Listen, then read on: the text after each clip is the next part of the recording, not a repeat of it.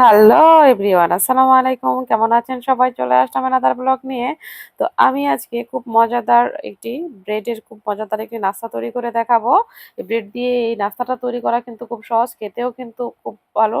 তো আমার সাথেই থাকুন, দেখতে থাকুন এই নাস্তাটা আমি কিভাবে তৈরি করি। খুব সহজেই কিন্তু তৈরি করে ফেলা যায়। আর এটা কিন্তু ৩-৪ দিন আপনারা সংরক্ষণ করে খেতে পারবেন। তো এখানে আমি ৩টার মতো পেঁয়াজ নিয়ে নিয়েছি। পেঁয়াজগুলোকে আমি কুচি করে নিব।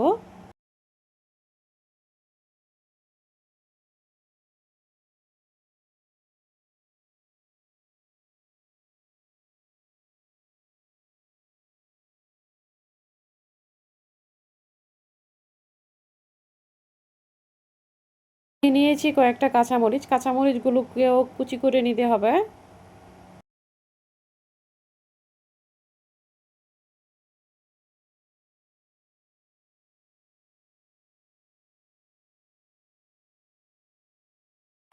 নিয়ে নিয়েছি কতগুলো ধনেপাতা, ধনেপাতাগুলোকেও কুচি করে নিব। তো এখন এগুলোকে নামিয়ে নিব।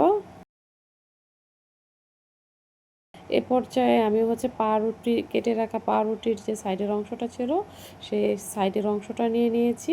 এটাকে আমি অল্প একটু পানি দিয়ে এটাকে প্রথমে ভালো করে মাখিয়ে নেব। এ পর্যায়ে দিয়ে দিব 1/3 কাপ ময়দা, দিয়ে দিব 1 টেবিল চামচ হলুদ গুঁড়ো,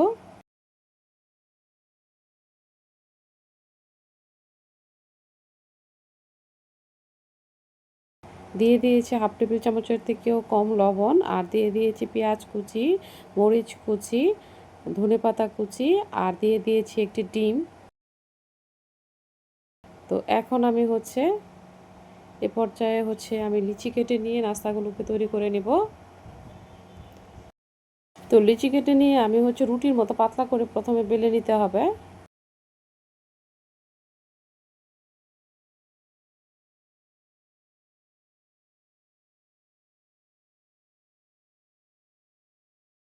লিচি কেটে নিয়ে এভাবে বেলে এরকম একটা কাটারের মাধ্যমে কেটে নিব।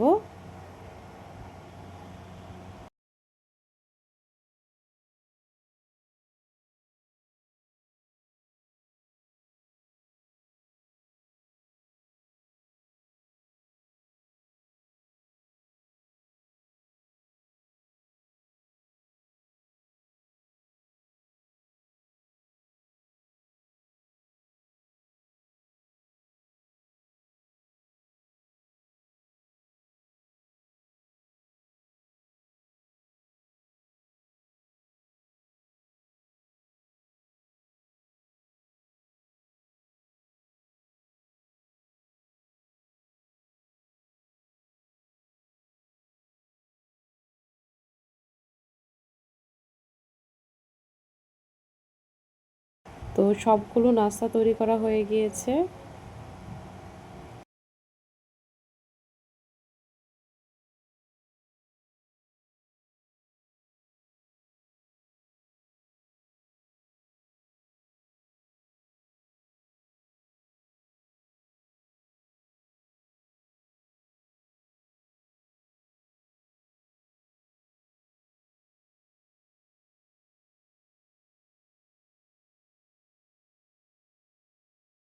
সবগুলো নাস্তা তৈরি হয়ে গিয়েছে। এখন আমি এগুলাকে লালচে করে ভেজে নেব। চুলার মধ্যে একটা প্যান বসিয়ে দিয়েছি।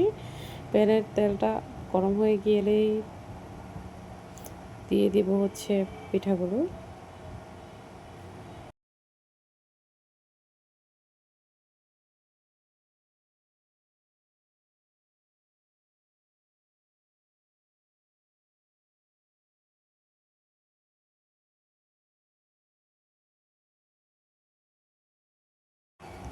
এই পর্যায়ে লালচে করে ভেজে নিতে হবে।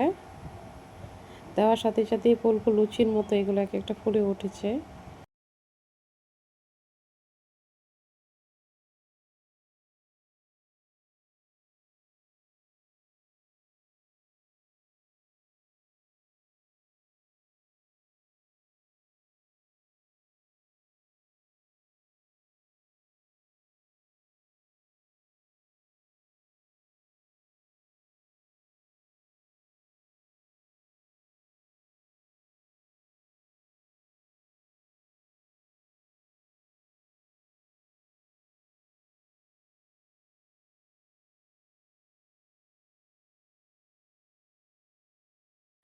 একে একে সবগুলো পিঠাও ভেজে নিব লালচে করে।